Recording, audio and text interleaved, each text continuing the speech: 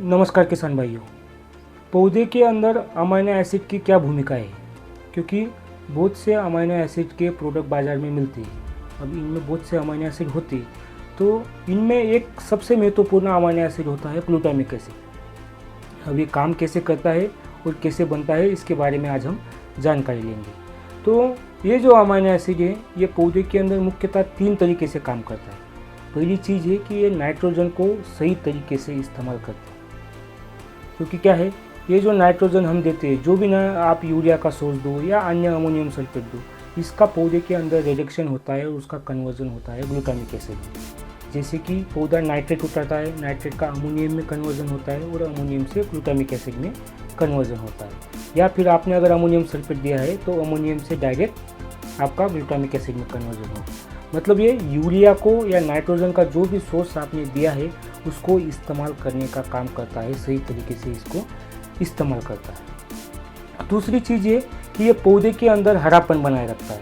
अब आपको पता ही है कि जो भी क्लोरोफिल का स्ट्रक्चर होता है, उसमें अगर आपने देखा होगा जो होता है C55 H72 O5 N4 Mg, या फिर क्लोरोफिल बी का अलग स्ट्रक्चर है। तो इसमें नाइट्रोजन और मैग्नीशियम की वजह से पौधे के अंदर हरापन बनाए रखता है। अब मैग्नीशियम तो हरापन बनाएगा, लेकिन उसके साथ वहाँ नाइट्रोजन की भूमिका है। और ये नाइट्रोजन डायरेक्ट नाइट्रोजन सोर्स करके नहीं यूज होता है, ये एज अ अमीनो एसिड करके वो पौधा जो है यूज़ करता है। मतलब पौधे के अंदर हरापन बन रहा है तो वो अमीनो एसिड की वजह से बन रहा है। अमीनो एसिड किससे बनते हैं? तो वो नाइट्रोजन के सोर्स से बनते हैं या नाइट्रोजन से बनते हैं।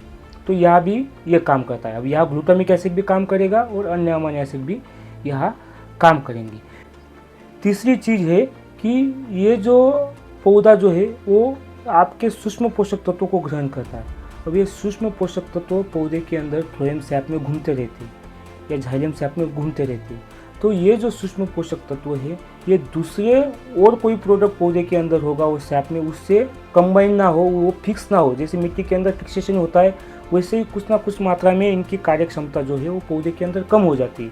तो ये जो अमीनो एसिड है वो ये उनको चिलेशन करने का काम करती है।